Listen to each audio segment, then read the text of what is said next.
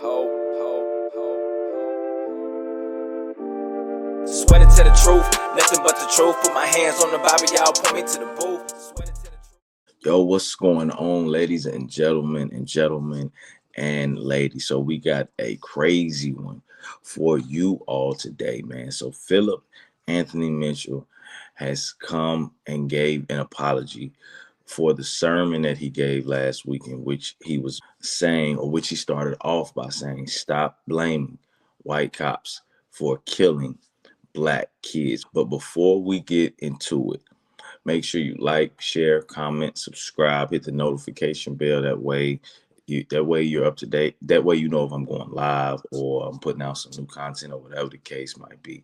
But bro, without further ado, let's do this. So he gave his apology in regards to him saying stop blaming white cops for killing black kids, bro, which is crazy to me first and foremost, because he spoke truth, but not only that, he spoke from his own personal experience.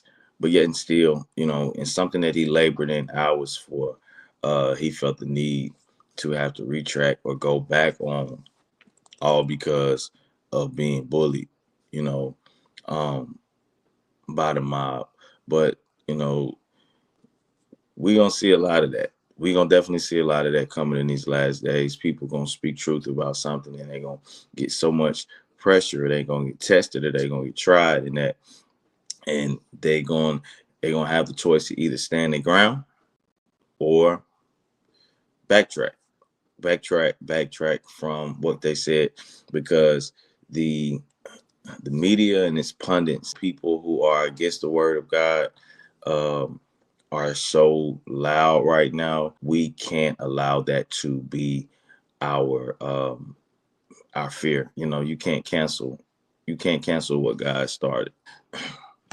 Let's get into what he says, though, bro. So he says, in light of statements I made during our 8 a.m. gathering on Sunday, April 13th, I wanted to take a moment to pause and acknowledge the impact of what was said. While not my intention, I recognize I caused harm, and for that, I sincerely apologize.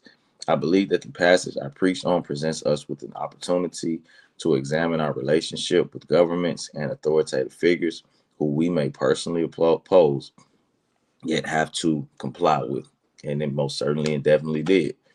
Without a doubt, I understand the framing I used about black children and their relationship with the police was and is harmful. I know that black people have been killed by the police from being both compliant and non-compliant. I sought to illustrate the tension from my own lived experience by personal testimony, and which you did. I acknowledge that my framing of that encounter was not helpful and should have been done differently and with more nuance. I would also like to note that the clips of my comments from that gathering have been misconstrued to both aid agendas I do not seek to align myself with, excuse me, and discredit my heart and my passion for seeing all people saved and walk uprightly before God. I have a responsibility to my local congregation, our digital disciples, and all the people watching me, expecting to see an example of what true discipleship of Christ looks like. That includes acknowledging when you have made a misstep or been wrong. Due to the size of my platform, I am learning that my words carry more weight and influence than I even sometimes can fathom or acknowledge.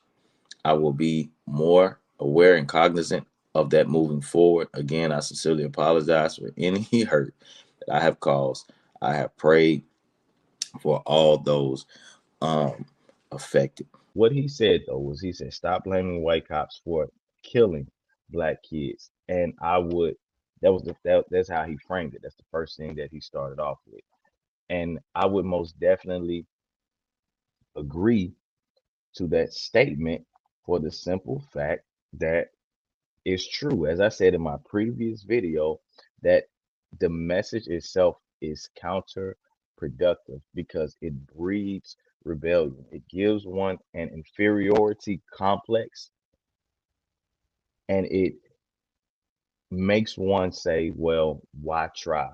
Why even bother? Why try to contribute to a society that hates me or that sees me different or doesn't want me alive or doesn't care of whether I'm dead or alive? And from that thought process, because that does nothing but make one bitter and resentful, right? From that thought process, it breeds rebellion. And I said in my previous video that the the byproduct of that is rap music. Everything is illegal, everything is violent, everything is immoral, everything is, abusive, everything is um it is degenerate. It is all these things that are not productive to society, or not even productive for that individual as well, or for the people listening, for that matter. But it's counterproductive. It's counterproductive. And two, when you look at the statistics, and I'm speaking through experience. I'm speaking through experience, and I'm speaking through things that we've read upon and things that have been documented, right? Blacks have killed more blacks than the police have. Yo, new season, new colors, new merch, new swag. Go over to Imago Day Apparel Shop and get in your bag with our latest gear. I promise you won't be disappointed. Rep the kingdom, I rock in his image. Every order and purchase goes into helping me bring you better content. And so every order and purchase is greatly appreciated. We thank you for the support, and as always, peace and love. Blacks have killed more whites than whites or police have killed blacks. So and at a much higher rate. And so when we look at the statistics, when we're looking at the statistics, we see that there's a bigger issue at hand than than the uh than the narrative. White cops are killing Black cops are killing black kids. As I said before, it breeds rebellion. So why is it that it's always seems to be black people killing killing more people than anybody? Number three, situations are nuanced, and I understand that most definitely. Like I'm not saying that um there isn't police brutality. I'm not saying that those things don't happen. I'm not saying that they haven't happened. Um, but they're nuanced. Things are very nuanced. They're not cookie cutter. It's not white and black. But I will say, in majority of the cases that I've seen, most cases that I've seen, most people have been killed due to being non-compliant. Even in the Philando Castile situation, because that's one of the ones where I'm like, nah, he shouldn't have died, and that's all on the cop. I'm putting myself in that situation. He told the officer, hey, I have a weapon. I am licensed to carry. It's in the glove compartment with my wallet and my wallet and license and information, insurance and all of that is. And he started reaching for his information because that was the first thing that the officer asked him, license and registration, please. And so the officer told him, once he told the officer, I have a license to carry and my gun is in the glove compartment, he told him, don't reach for it. At that moment, for me, I'm putting my hands up. Now, what I'm saying is, I'm not saying that he wasn't compliant. I'm not saying that at all. I'm not saying that he wasn't compliant. But the moment he's telling you, hey, don't reach for something, in my mind, I'm thinking like, all right, bro, this dude, he's scared, he's fearful, or whatever the case might be. So I'm gonna diffuse the situation for the both of us because again, I want to go home to my family. I don't want to be hit with no bullets just from no misconstrued thinking or whatever. Or yeah, yeah. Uh from him thinking whatever type of way. I don't care how he think. He could see black people as he could see me as somebody who's trying to take his life or whatever the case might be. I'm gonna show him otherwise. So I'm not gonna move. Matter of fact, I'm gonna tell him, well, you go and get it. You go get it. And I'm not looking to victim blame because I know people will say that, but I'm just saying I'm thinking about myself and my life in that situation. For the most part, I'm putting my hands up. I say, yo, you open my door. Yo, you get the stuff out. Yo, I want you to see my hands at all times. I ain't on nothing, and I'm I'm gonna let it be known the whole time, you know. But outside of that, most cases that I've seen when most people have died is because people were being non-compliant. They were being resistant somewhere down the line.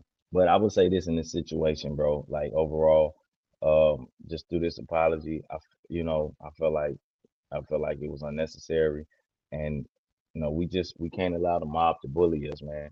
We can't allow the mob to bully us into saying what they want us to say or seeing things how they want us um, to see things. You speak the truth and you stand on that. He made a statement in saying that he has a responsibility in showing people what discipleship looks like.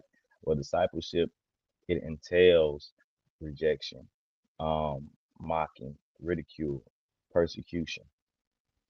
You know, we don't turn away from the adversity. We embrace it because at the end of the day, Jesus said that this will come, and he said that the kingdom, the kingdom is theirs who basically who accept it and who goes through it. You know, it doesn't matter how people are trying to paint you or what people are saying about you. They said all type of things. Said all things about Jesus. He was demon possessed. He was this. He was that. Man, Jesus wasn't trying to run no side missions. It's just about you speaking the truth and you standing on it, point blank. Simple as that. Uh, everything else, everything else thrown out the window, bro. For sure.